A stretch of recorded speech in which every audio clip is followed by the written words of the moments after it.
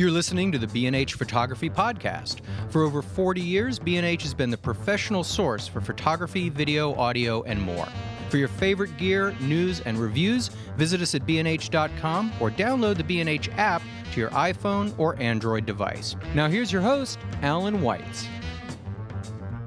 Greetings and welcome to the B&H Photography Podcast. If you're listening to our show, stop what you're doing right now. Maybe pull over to the side of the road or ask your kid to take the wheel for a moment and leave us a review and rating on iTunes. Your thoughts and comments are the currency of our business, and they go a long way in helping us to produce better shows. With that in mind, we're going to be doing something a little bit different with this episode. For starters, it's going to be the first part of a two-part series called Shooting Stars, which you may or may not have figured out is about astrophotography. It's also the first episode we're doing primarily through Skype, which allows us to bring you two incredible voices on the topic of photography from the Hubble Space Telescope. Our first guest is Zoltan Levay, who is the imaging group lead at the Space Telescope Science Institute. Zoltan is responsible for turning the data files that come from the imaging instruments on the telescope into the spectacular color photographs we've come to know.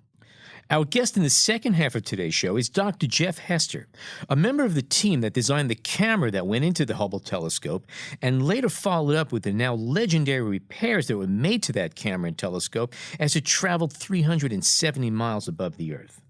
Jeff is also credited with taking the iconic image commonly referred to as the Pillars of Creation. Join John Harris and I as we talk with Zoltan and Jeff about the nuts and bolts of taking pictures in space, the nature of beauty, and hopefully settle once and for all what shade of red is the truest shade of red when it comes to coloring stars, planets, and nebulae. Zoltan will walk us through his process in utilizing familiar software programs to create the colors, gas structures, and light patterns of deep sky celestial bodies.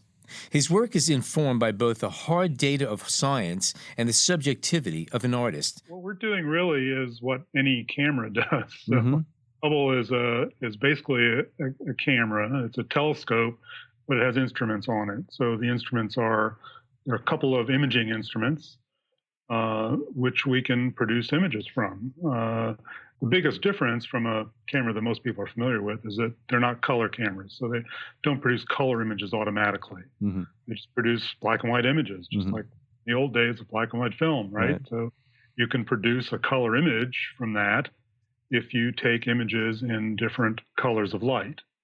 So the cameras, while the detectors are black and white detectors, they have filters in them to select which color out of all the white light that's coming into the telescope they want to look at. So the other thing is that this is primarily a science instrument.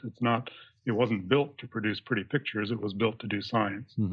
So the data that we get really is optimized for the science. And yet, kind of as a byproduct, we can make these pretty pictures. And so the process is to initially observe objects in space with the telescope and get images in different colors. Once you have those images, then you can simply apply color to each of those separate images and composite. What are the standards for the colors? Because obviously color is all so it's all over the place. You see red, I see red, we all see red, but what's red? So we are in a kind of unusual situation in that the colors of the images that we produce don't necessarily match the colors of the light that was used to make those images.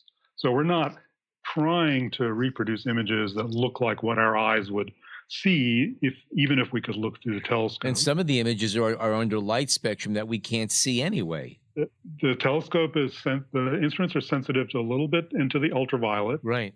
That's light that's bluer than the bluest light we see, and the infrared. In fact, there's a camera on the telescope that's entirely sensitive to the infrared. So that again is light that we can't see. We can't see it. But the general principle is that we try to apply color that's appropriate for whatever color light it was. So, and essentially in wavelength order.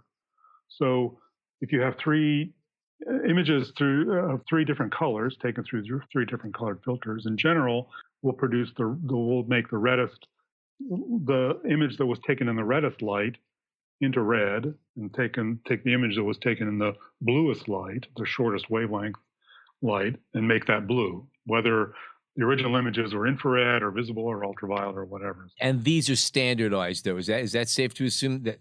It's a convention that we use. Yeah. Okay, gotcha. It's not always that way because sometimes the filters just don't lend themselves to doing that. And at the same time, it's kind of a blend of science and art. So it's fun to play. So you could say it. It's fun to play a little bit. Yeah, it is. Yeah, okay. and we do have some subjectivity there, and we have some choices we can make. Okay. Fortunately, we're not in that business of reproducing skin tones and things like that. Right. So and we're not producing a catalog. Will you reproduce images in a variation? Let's say one that will be going out to the general public, and one that may be reserved for scientific study. In general, not just so we're consistent, just so we kind of have one product that we're putting out. And there. are you the only organization? That occasionally happens that an image that looks better visually, is more pleasing visually, say, is not really what the scientist wants to show. It's more they want to highlight a particular feature of the image that may work better in a different selection of colors or balancing it in a different way. So that does happen. And the raw image that comes in, is that of any use to the scientist, or does it need to be processed before they can really? That's what the scientists use. They essentially use the raw data. Now, when I say raw, there's kind of different levels of raw. So you think about the images that come out of a standard consumer camera, high-end digital camera does produce what is known as a raw image. In fact, that's not really raw. It's already been processed to some extent because the camera has done this separation of the colors and put them back together again. So the raw data essentially would be what's directly off of the detector. And that's what we get, is the data that's directly off of the detector. Now, there's a lot of processing that goes on even in the data that scientists want to use, primarily to undo the things that the instrument has done to the image.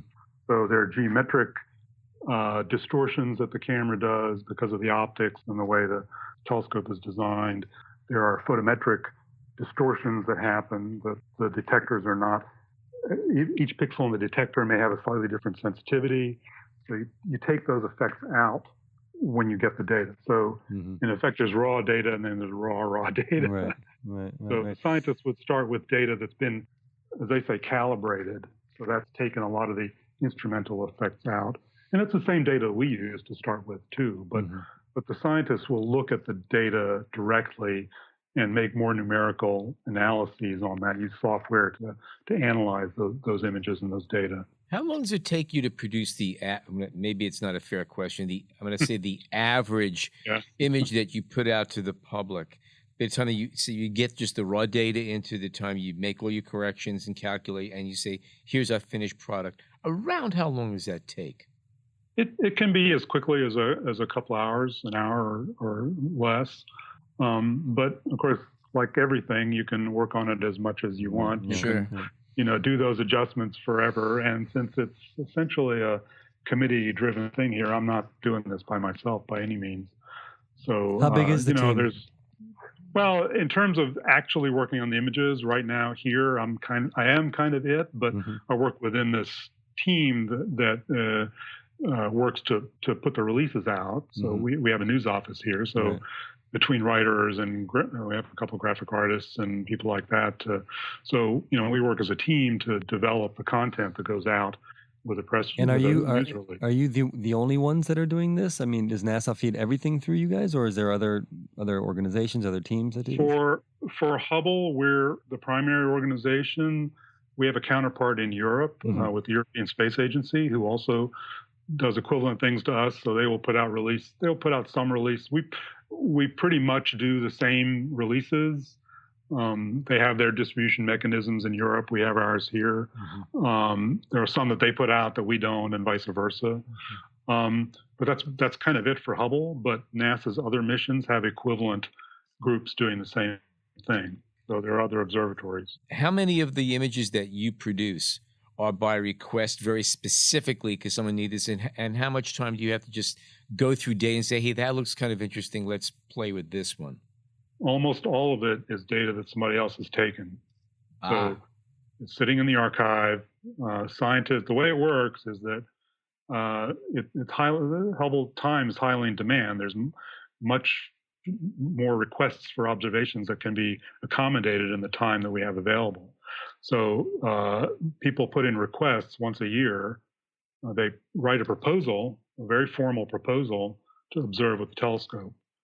Laying out exactly what it is they want to do, what they want to observe, how they want to observe it, why they want to observe it. Why they want? Yeah, sure, okay. There's no other telescope in existence that can do it.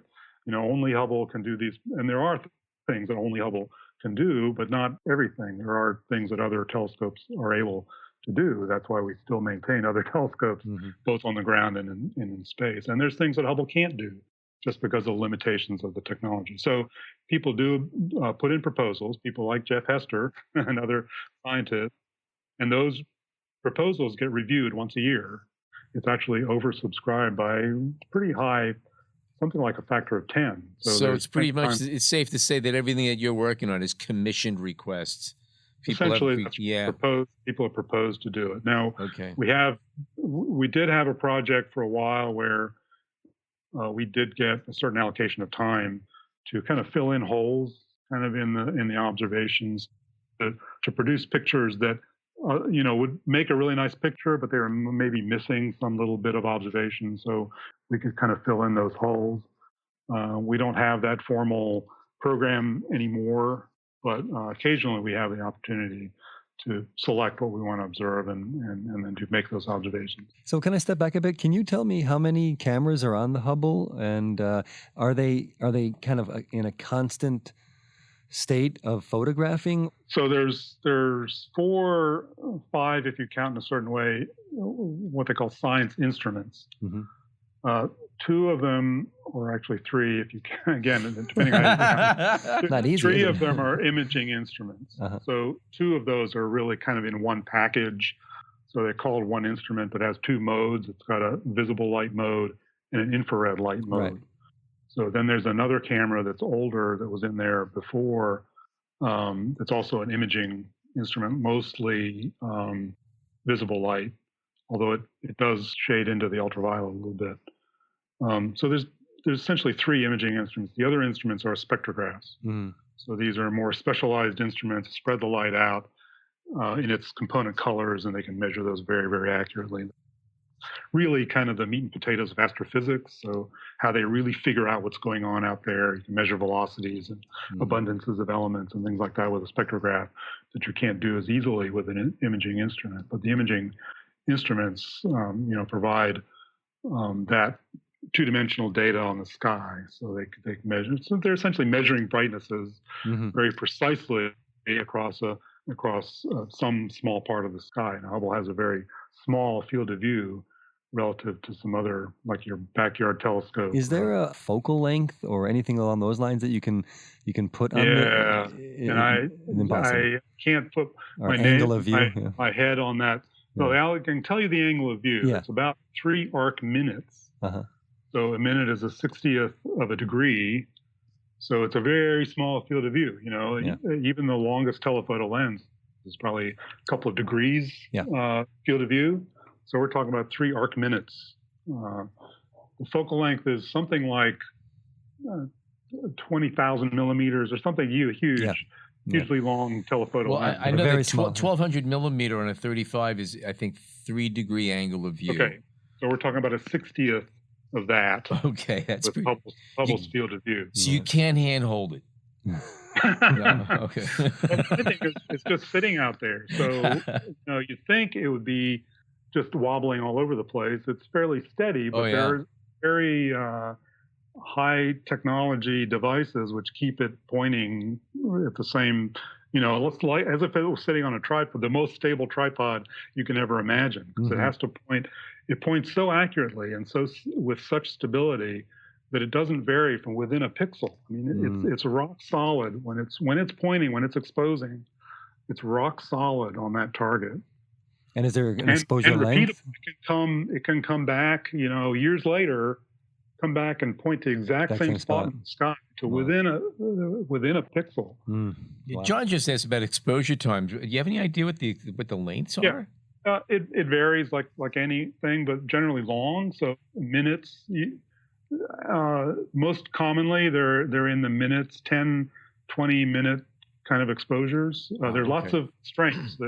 The Hubble, as powerful as it is, has a whole bunch of constraints that it operates under. So the biggest constraint for the exposure times and so forth are the fact that it's orbiting the Earth. It's moving. Yeah. So it's a low Earth orbit. So the Earth is actually very large in Hubble's field of view.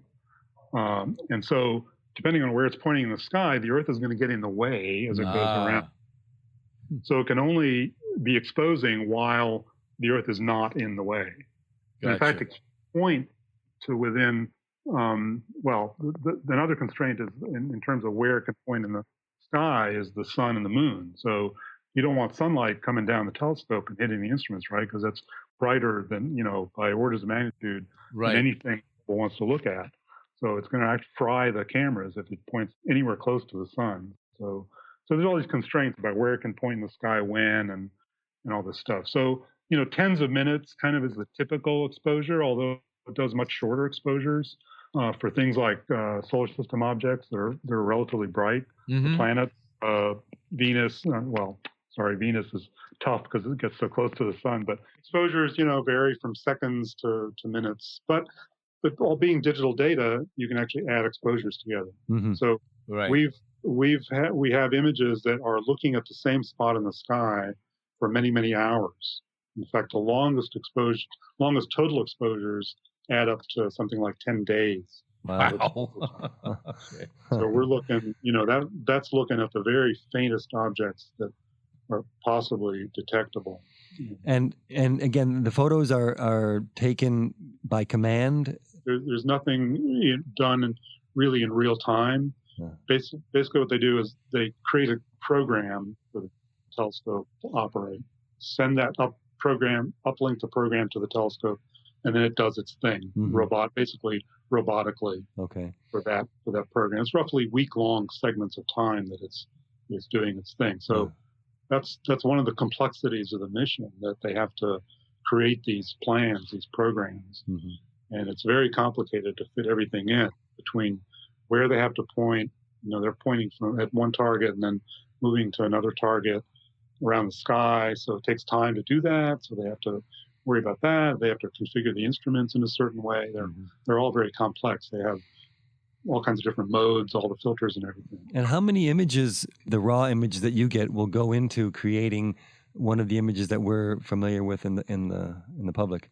Well, at minimum one. Okay. But that's pretty rare to actually just use one image, although we have. There's lots of technical issues with that, why we don't want to do that. And then to make a color image, it's minimum 3. Well, actually minimum 2. You can make a color image with 2.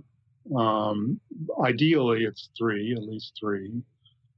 But usually, each of those images are themselves a composite of several exposures. Right. So, at the minimum 2, and the most important reason for that is cosmic rays, these charged particles flying through space, and they hit the detectors and make a bright spot on the detector. Okay. It looks like it's a detection, but it doesn't have anything to do with the thing you're looking at.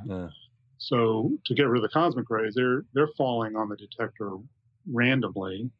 So if you take two consecutive exposures otherwise exactly the same, you'll see these cosmic rays distributed randomly on the picture. So then if you combine those two exposures, you can, whatever hasn't changed between the two exposures, you keep, and what has changed, you essentially throw out, so that you can eliminate these cosmic rays. They almost always at least 2 exposures. Is it possible to kind of walk us through the process that you do when you get these images in, you removing maybe any flaws or any aberrations, and then the coloring and the 3D aspects? Sure. And I'll start by saying that a lot of the processing that happens is essentially upstream from me. So I did mention that the data is calibrated to remove a lot of the instrumental effects, and that's the same data the scientists will use, and that's the data we use. Okay. And I'm not even really that familiar with that calibration process. I understand it conceptually, but I'm not familiar with the tools that they use to do that. But a lot of effort goes into that. Yeah. people that write that software are very knowledgeable about the instruments and the images and so forth.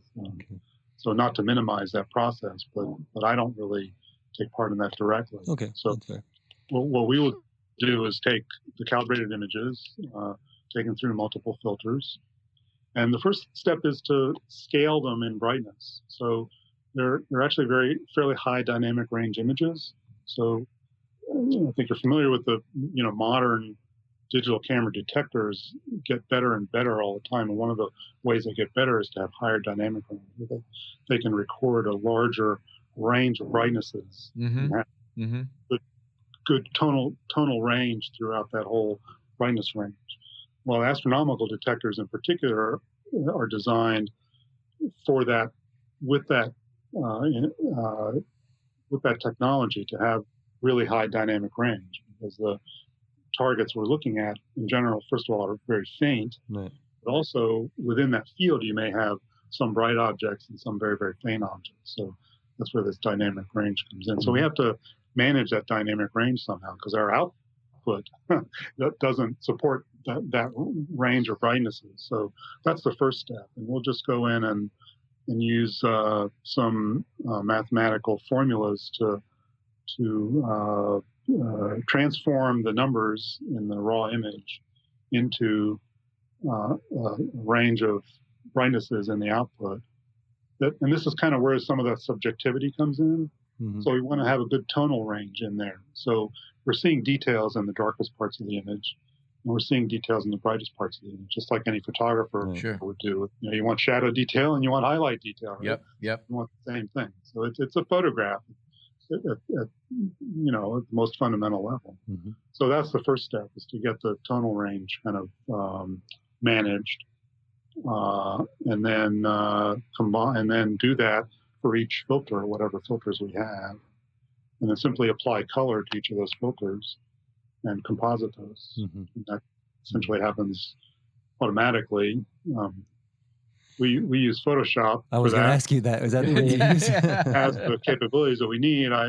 It's the de facto tool, Are there particular images that created complex problems for you guys, and then therefore you're more proud of how they came out, or are there ones that have gone on to be used as a tool for a discovery or anything along those lines? Well, it's kind of funny. You talked to Jeff Hester. Well, I assume he talked about his Eagle Nebula image. We talked about it a little bit. Yeah. So that's actually turned out to be one of the most reproduced images from Hubble, and for various reasons. I mean, I can talk about what I think are some of those reasons, but that has turned out to be kind of an iconic Hubble image. And as it turns out, just last year we kind of redid that. Yeah, I saw some of it. Yeah, because we had a new instrument installed in 2009 that has improved over the instrument that was installed in 1993. So that's quite a long time, in terms of technological development. You can imagine the detector development. Now, those are very early imaging detectors that were installed originally on Hubble. I mean, they're actually among the first CCD devices that were used in astronomy, actually, very early on. So, compared to what we have now, they're kind of primitive, but they did the job. So there's that one. There's the Eagle Nebula, which has become very, very famous, and then our revised Eagle Nebula image. But a couple of the others, I mean, the ones that are kind of most challenging are these very long, deep exposures, because you have this dynamic range problem. So what they're looking for is to look at the faintest and most distant objects in the universe. So that's why they take these very long exposures, very deep exposures, which are building up the exposure. So very, very faint objects you're able to detect on the sensor. And so it's very difficult to reproduce, to visualize these images and have the faint stuff show up without really enhancing the background noise too much. Because as you know, in a long exposure, even with a consumer camera, you get this noise level in the background. And it's a delicate balance. It's a very delicate balance. Yeah. Because these detections are just above that level of noise. So how do you show that and show that it's a real detection and yet kind of suppress all that noise? I mean, there are some noise reduction techniques that we use, just like anybody would, but tend to shy away from those kinds of things because they do introduce artifacts sometimes, and that can kind of mislead in a certain way. And we want to keep it as close to the data as possible so that we're not introducing anything that's not in the data and not taking away anything that's also in the data. So that, that's a challenge that we have, and also reproducing those in colors that are meaningful to what the data represent. Yeah. And at the same time, pleasing and also what people kind of expect the images to look like. So given the physics of what's going on in these objects, you want to represent them in a natural sort of way. Even though a lot of people are maybe not familiar with what they ought to look like or what they think they ought to look like. And is it fair to say then that the colors that we've come to associate, at least planets, are what the colors really are, or is that just Yeah, in general, with things like planets in the solar system, we can look through a telescope and see those with our eyes. So we kind of know what to expect with those colors. And we try to make those images as close as possible to what we would see with our eyes. Again, the limitations are what filters you use, because the filters in the camera aren't designed to reproduce our visual perception like the filters in a regular camera are. Those filters, the color response of those filters is designed to be able to accurately reproduce the colors, at least as closely as you can reproduce them. So that's not the goal of the filters in any astronomical telescope. Right. Sounds to me that there really is a lot in common with the work that you're doing that a regular photographer is going to be thinking about when they're taking pictures of the stars, at least in terms of, like you mentioned, dynamic range and or even landscape for that matter in many ways. No, not the same complexity. It's photography. And I think of it as nature photography. It's an extension of nature, right? It's an extension of landscapes. It's the landscape of the sky. And we just happen to have a camera that sees very faint objects and very great detail. And that nobody else can afford. Nobody else. I mean, we've collectively been able to afford it, right? So you're not going to go to Central Park on Sunday and find somebody walking around with a Hubble. You're just not. Just not going to do it. Although it's amazing what some amateurs have, what kind of equipment they have. Oh yeah.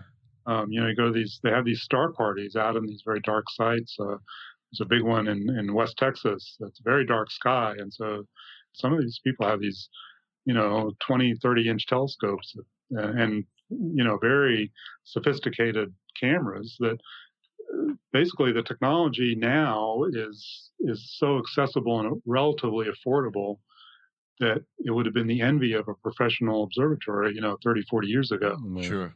Now it's accessible to anyone with you have to, it does cost real money. So, it's not like it's accessible to everybody, but it is accessible. And is there a backlog of images that you'll be working on for as long as you can see? And then is there a repository on the other end for all the images that you've created and scientists can get to, or the general public can get to? Yeah, so there's basically two sources. One is the source of the data, which is our Hubble Data Archive, and that's maintained here and in this building as well. We do all the science operations for the telescope, so the whole range of things from planning the observations to helping the observers and getting the data here, archiving it, making it available to astronomers, to anyone around the world. It's actually freely available through the internet, so anyone can access it. So there's the data, that's kind of the raw data, of which there's well over 1 million separate observations. So there's a huge repository of data. I would say most of it is not really the kind of data that you would use to make a picture.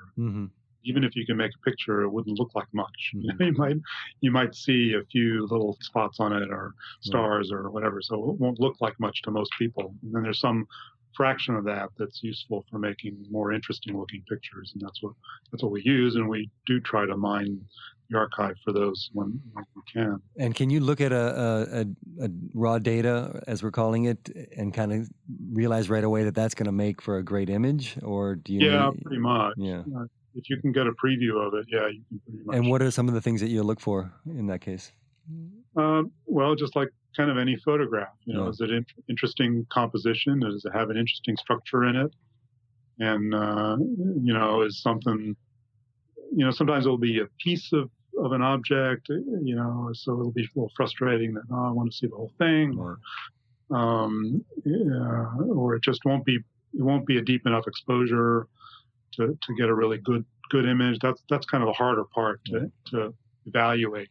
Again, photographic concerns. Yeah. So again, it's just like any photograph. Was the exposure long enough to to be able to pull out something from that? And I guess my last question, anyway, has there been a moment where you decided, okay, I'm going to just add a little extra red here or a little extra this because it really is going to look better? We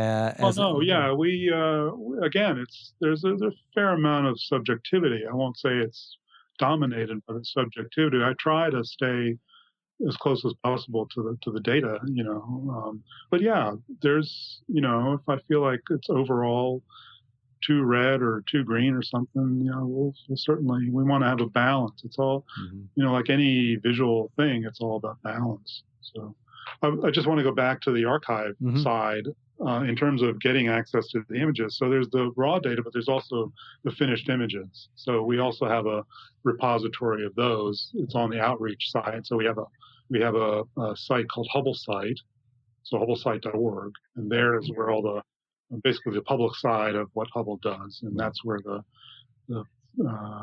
finished images are there. I'll mention a book that I was involved in. I'm not an author specifically, but I think it's a really good kind of coffee table book of Hubble images, and we did this last year with Taschen Books. And they do great art, high quality art books. Yeah, absolutely. I know them. They approached us to do a book, and we did it because last year was the 25th anniversary of Hubble's launch, so it was a big deal. We had all kinds of activities.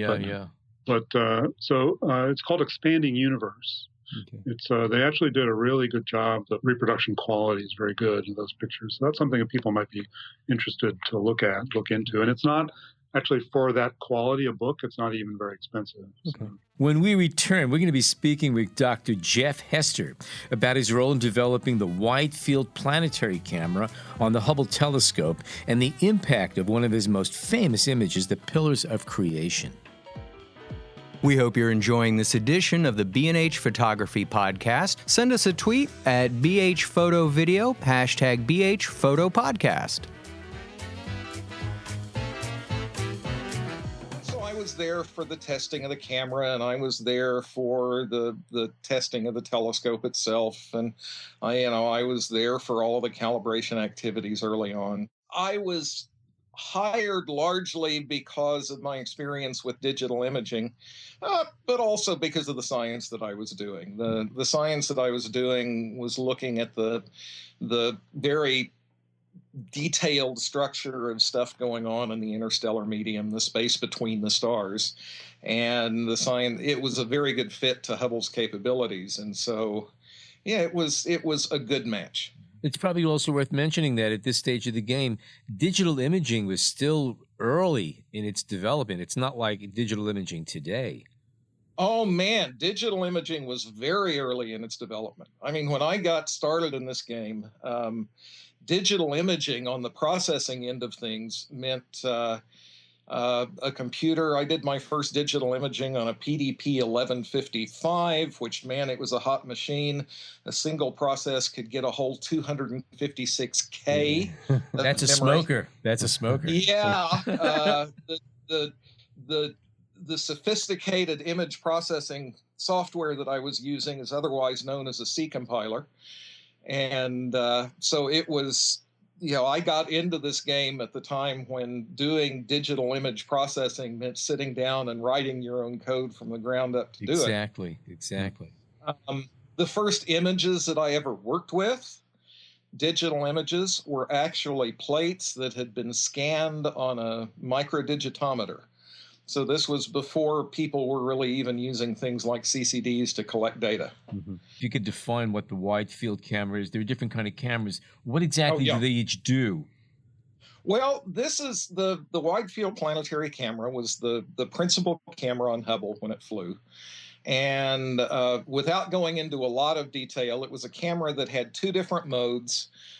One mode put a field onto four 800 by 800 CCDs, which were a big deal at that time.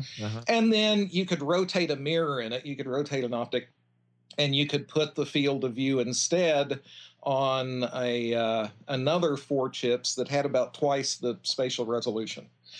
And so that was it. This is the camera that goes in, and there's a pickoff arm that grabs the axial rays coming from the telescope, kind of the prime piece of the field of view of the telescope, and works with it.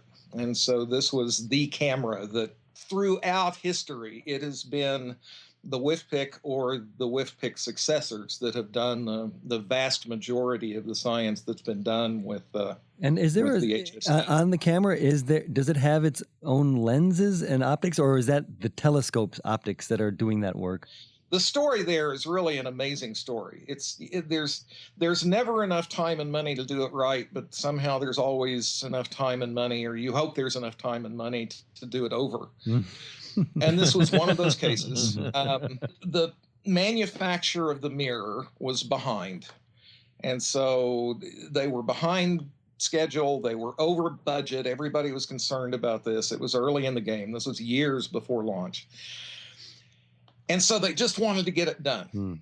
And they had been doing rough polishing on the mirror. And so they had it, they thought, close.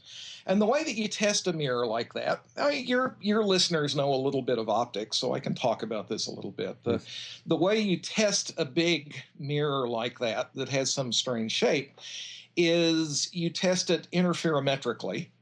So you send a wavefront through it, and it comes back, and it interferes with itself. But to do that, you use a thing called a null lens. And that lens basically takes the mirror that you want, and it makes it look spherical. And then you can test it as though it were spherical. And if you think about that for a second, what that tells you is that the mirror that you're making is determined by the optics of the thing that you're looking at it through. Does that make sense? Yeah. Okay. Okay. And so you'd look at it through this, and you'd polish, and you'd look at it through this, and you'd polish. Well, they had one of these devices, and they were looking at it, and everything was fine. But then they had a really fancy one of these devices that was going to give them just the really good final answer. And when they looked at the mirror with this second device, it was just all wrong. And so they had 2 different devices, and they tested the mirror, and one of them said it was right, and one of them said it was wrong.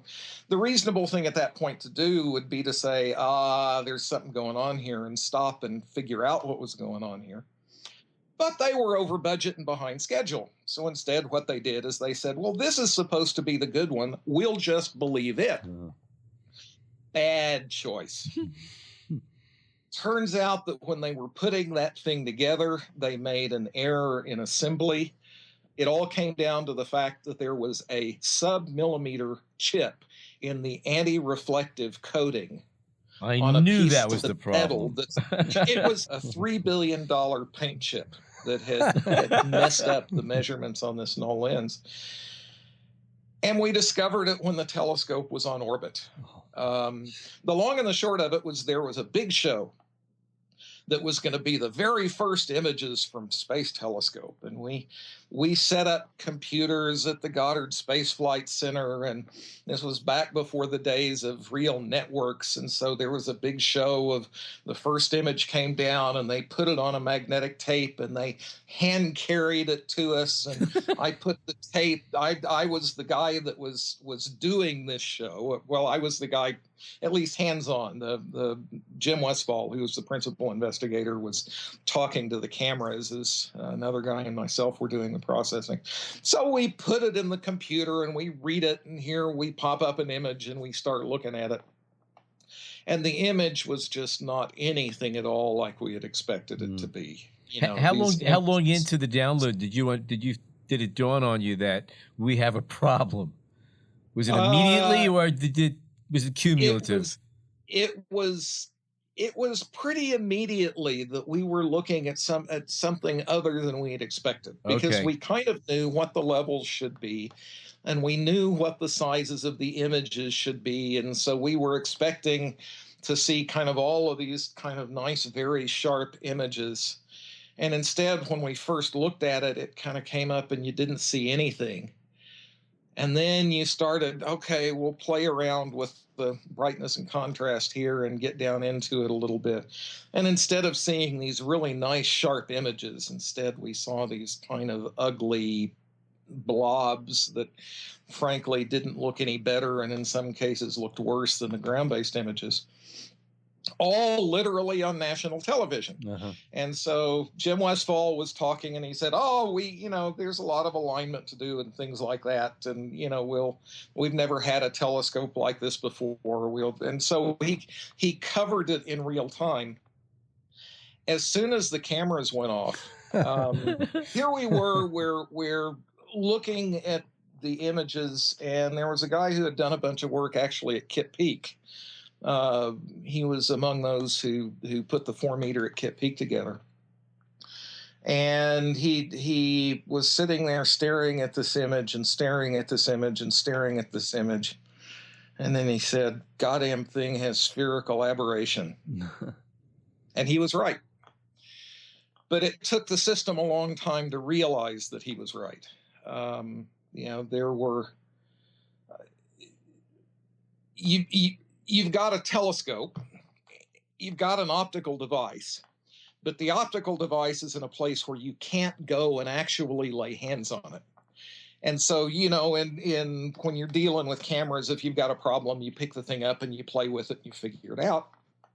Here, all we had were the data. And so a whole way of looking at optical data kind of had to be invented to figure out what was going on. And what finally did it was taking images at a bunch of different focal positions. And then by doing that, you could go and you could actually reconstruct what the wavefront was. And from that, you could figure out what the prescription on the mirror was. They had actually put some actuators on the mirror, on the Hubble mirror, so that if when they got on orbit there were problems, they anticipated that they could tweak it a little bit. But they wanted to be sure that they didn't accidentally do something god-awful like induce spherical aberration. And so when they placed these actuators, they very carefully placed them where you couldn't give the telescope spherical aberration, which also meant that you couldn't correct it. That's right. So that's funny. Anyway, to make a long story short, they reconstructed what the problem was by looking at images, then went into the lab at PerkinElmer where they had made the mirror and did a bunch of archaeology and actually found the null lens assembly that had been used to make the mirror, and took it apart and measured everything. So now they could ask the question, if we used this thing to build a mirror, what mirror would we get? And that answer matched what we saw when you looked at the images on orbit that said that's the mirror that we have. And so it was the combination of those two things that gave people the confidence that they needed to say, all right, now let's fix it.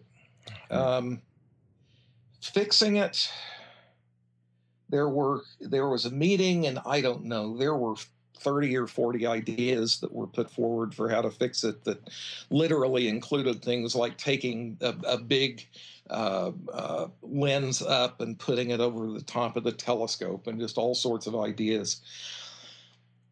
What they finally wound up doing is saying, well, we've got a perfectly wrong mirror.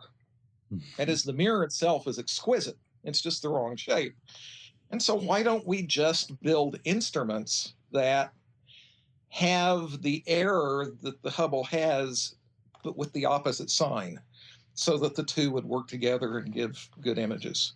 And that's in fact how the fix worked. The camera that fixed it during the repair mission was the second camera, the Wide Field Planetary Camera 2 that I was involved in from early on.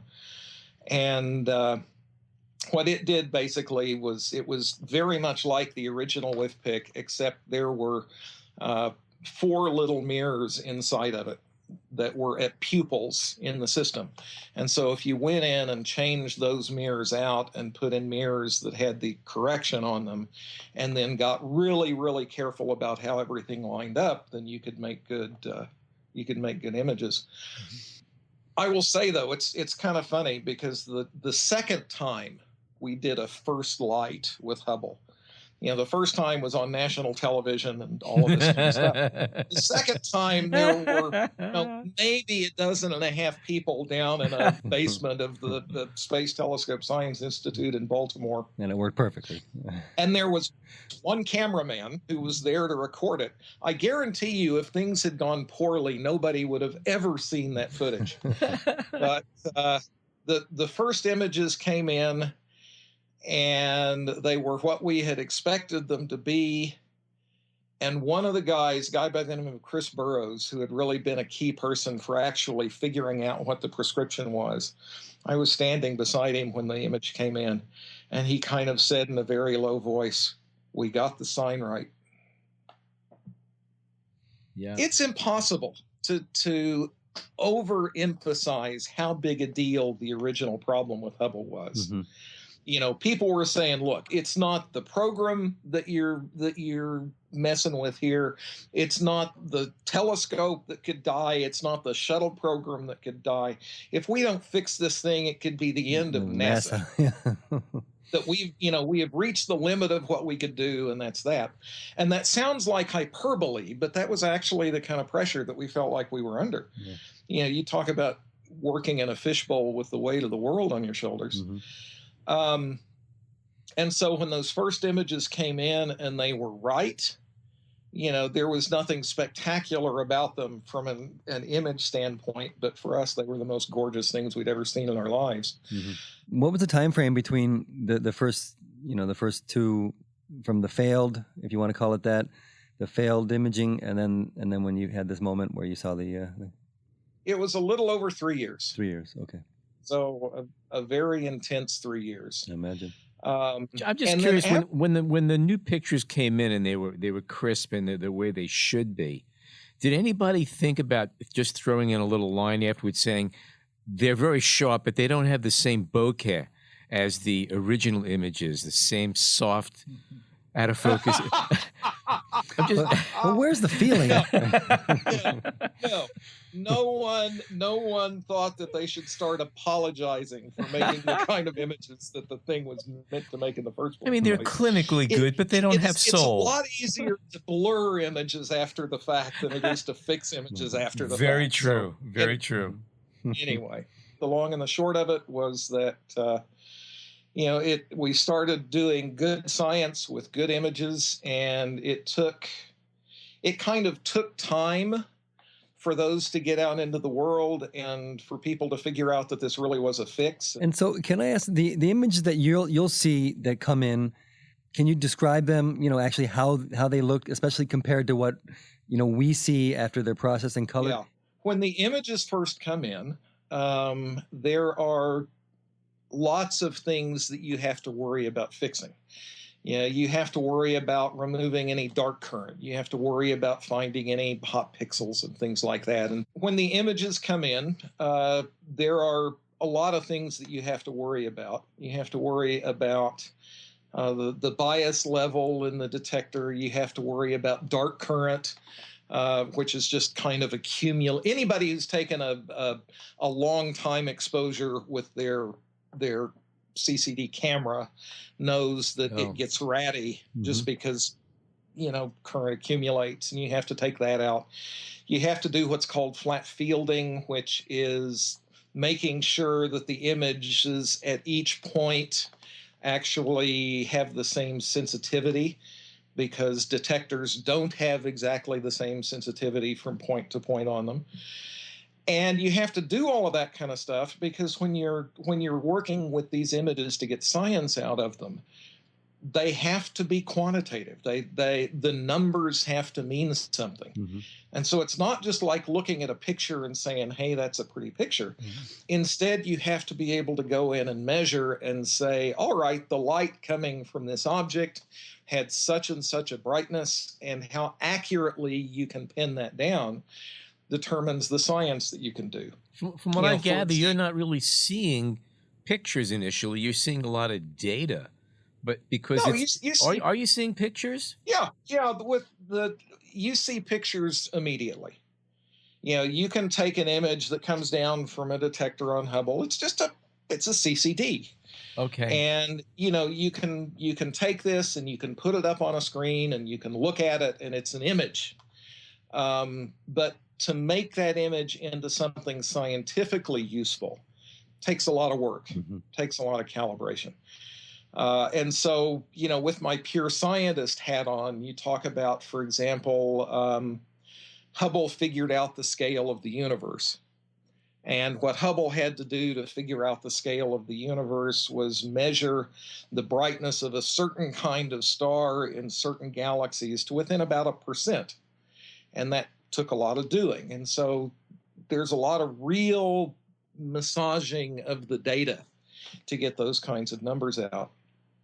What most people see, though, is what happens when you take these same data and say, all right, now I want to make a nice image that lets me look at it and really see what there is to see in that sense. Mm-hmm. I did not really fully realize personally how strong that connection was until I started talking to people who were not scientists about this stuff. Yeah.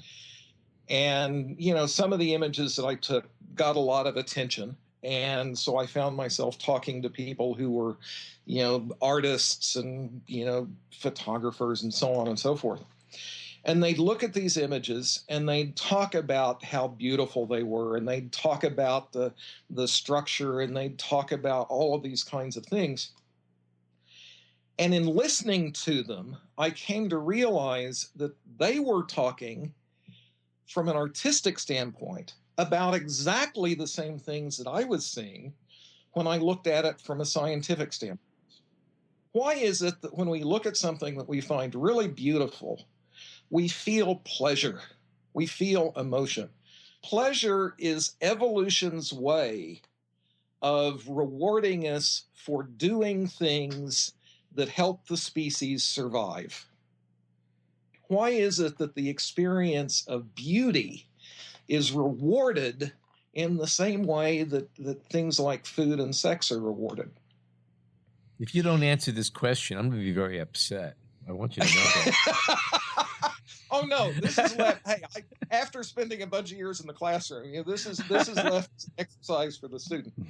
The answer to that question is, how did we get here? That humans are who we are because of our ability to look at the world, to see patterns in the world, to make sense of those patterns, to use those patterns to control the world in a lot of ways. And so what is it that makes something beautiful? And I think the key to it has to do with there being pattern in the midst of complexity. Here's this complex thing, and out of that, the brain finds pattern. Mm-hmm. When we look at the world, we see patterns. And our ability to see those patterns and recognize those patterns and think about those patterns are what gave us the ability to take control of the world. The pleasure that you get in the experience of beauty is rewarding you for doing the things that let humans become humans. Mm-hmm. And so when you talked about, this is emotional, it's this deeply human thing. Yeah, it is this deeply human thing. And so when you look at science and art in this respect, it's the same job description. Mm-hmm. Science and art are both scratching the same itch. And it's an itch that on the one hand, you're more likely to call beauty, and on the other hand, you're more likely to call, discovering patterns in nature. Yeah. But it's the same itch. It's coming from exactly the same place.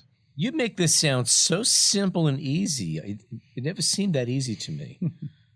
Well, there's a certain tendency to say, if I can make this sound sufficiently complex, then it will reinforce the difference between what I know and what you know. Good point. Yeah. But the real challenge is to say, no, I happen to have more expertise in one area. There are areas that you guys have more expertise. But at a deeper level, this stuff goes to who we are, and you can communicate it without having to throw a bunch of jargon around. Can I jump back to the pillars? And you're credited with taking that photo. Can you describe what the taking of that photo really entails? Yeah, did you steer the craft to aim that direction and then hit a button? Okay, I'll start off, say, for me personally, I get to say that part of the taking of that picture means helping build and calibrate the camera that took it. So for me, the experience of that is not just taking the image, but having that image be a symbol of something that I worked on hard. Mm-hmm. Taking the image itself. The first thing was to say, what science am I interested in doing, and where are some good places to do that science? So you do a bunch of background research. Okay, here's this thing, the Eagle Nebula. The next thing to do is to figure out where to point the telescope and exactly how you need the telescope. And so a bunch of time sitting there at a computer screen, moving a little icon that shows the field of view of the telescope around. And then you have to turn all of that into commands that are going to be sent to the telescope, or at least sent to the people who will command the telescope, saying exactly, this image with this filter for this exposure time, and so on and so forth. You send that off. The people who control the telescope at that point take that and translate it into honest-to-goodness hardware commands that are sent up to the telescope. And in the case of that particular image, I would have to think for a second about exactly how many images went into that. But, over the course of hours, some fair number of hours, every time the telescope came around, they took another image. And that other image was through a certain filter and through a certain period of time, and so on and so forth. Then all of those data were radioed back down, and I then got those digital data. And once I had those digital data, I had to go in and calibrate them, which involved removing dark current and all of this kind of stuff. There's kind of a long fixing cosmic rays and all of this stuff. At that moment, in this process, did you realize that you had something special, something different from what previous scientists had done, and you decided fairly early on in the process, we understood that there was something kind of cool going on here. We looked at this thing, and it was just wow. And what we did with the rest of the day was run up and down the halls at ASU, pounding on people's doors, saying, look at this cool thing. The things that make that image such a big deal are, one, it was gorgeous. Nobody ever seen anything like it before. You looked at it and it looked kind of organic. You could almost imagine you were looking at coral on the bottom of the ocean. So you see it that way. It's just pretty any way that you slice it. The science, nobody'd seen anything like it. The science story behind it was kind of amazing. It was, if you could go back 4.5 billion years ago and watch the birth of our own sun and solar system, this is the kind of environment you would be looking at. And at the same time, this image came out at about the time that people were really starting to accept that Hubble was by golly fixed. Right. That NASA wasn't spinning anything. This repair mission was real. It's doing real stuff now. And then here was this image that blew everybody away. And so it became an icon for the repair as well. And so, yeah, it was kind of a perfect storm of just mind-blowingly gorgeous, neat science, a testament to what NASA had accomplished in the Miracle on Orbit. Were you involved specifically in what I'm calling, and maybe this is not the right term, but the rendering and the coloring and of the image itself, or did you pass that on? Oh no, all of that I did. You did, okay. So determining the colors to be used and the shape of the gas clouds and everything.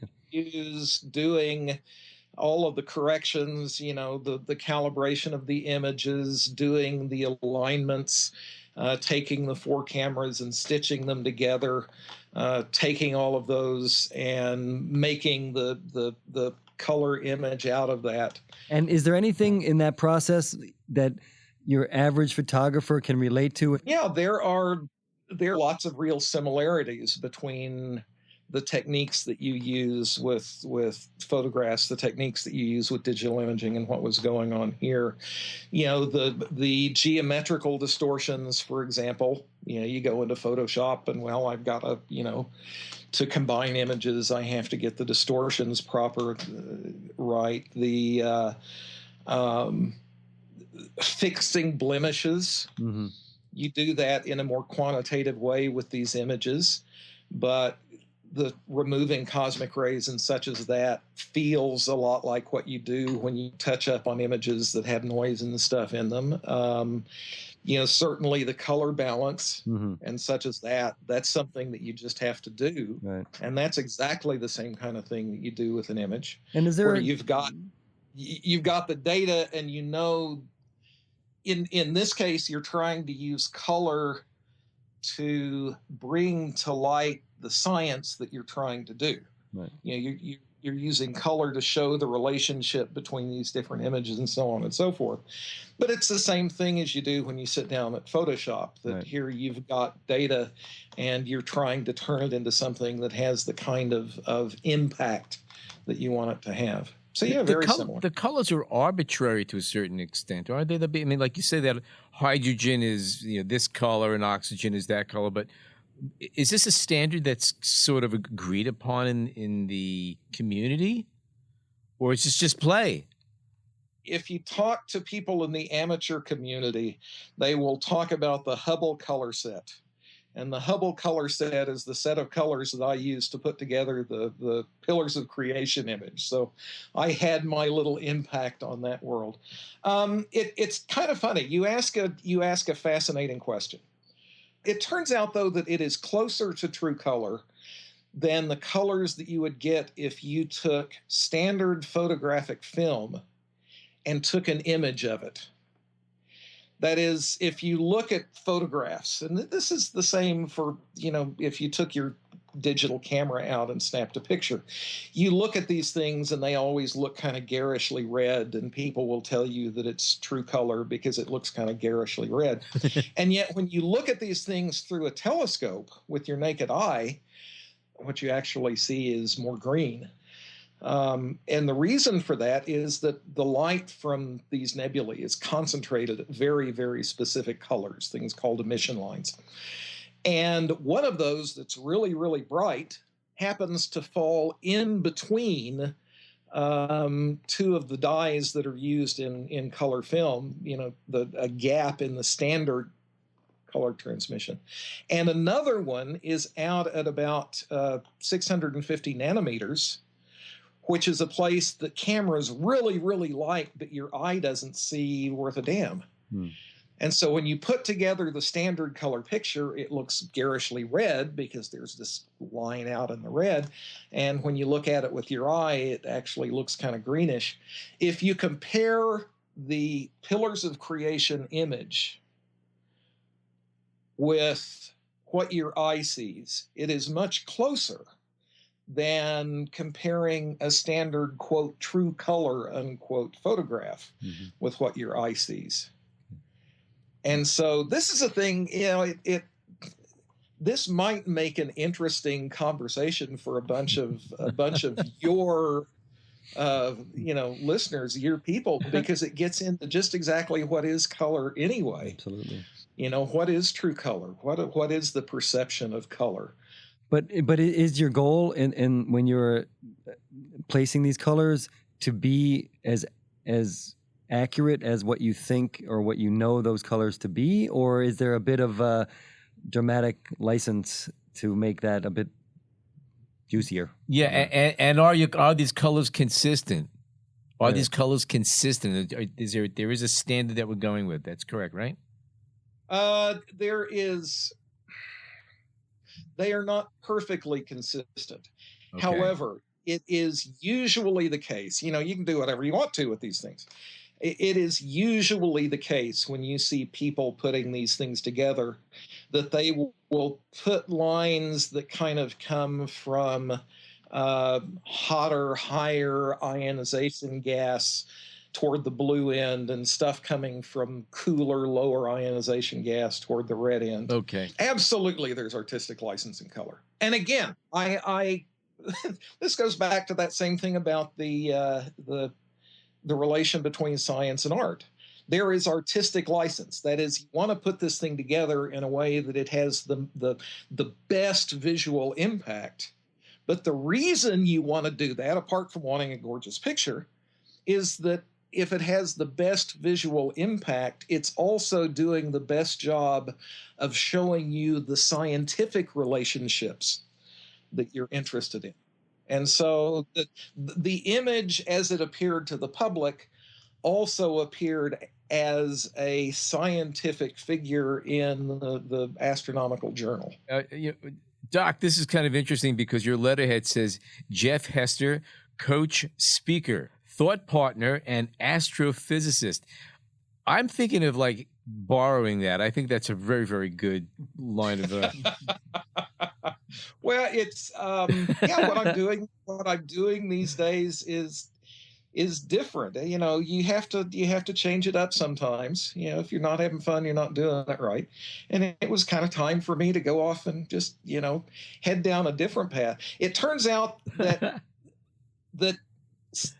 my skills as a scientist, all of my experience on working on projects like Hubble and that kind of stuff, has some value to the rest of the world. And so I work with, executives, scientists, engineers, all sorts of people, kind of taking that perspective and helping them put it to use in their own lives. You certainly have a way of connecting the dots, that's for sure. Well, I'm glad that I'm glad you think so. When I talk to people about what I do now, kind of my elevator speech is that the world will tell you when the tidal wave is coming, and it'll also tell you where to look for the next big idea. But you have to know how to listen. And the key to knowing how to listen is understanding what knowledge really is and being able to tell the difference between reliable knowledge and, BS. And what I do these days is take my experience and help people figure that out in their own lives. Well, that's our show for today. Join us next week for part 2 of Shooting Stars, and we speak with Ian Norman of LonelySpec.com and learn about how we can create stunning astrophotography images with even the most basic of equipment. And again, take a moment, leave us a review on iTunes. We really appreciate your feedback, and thank you so much for joining us today.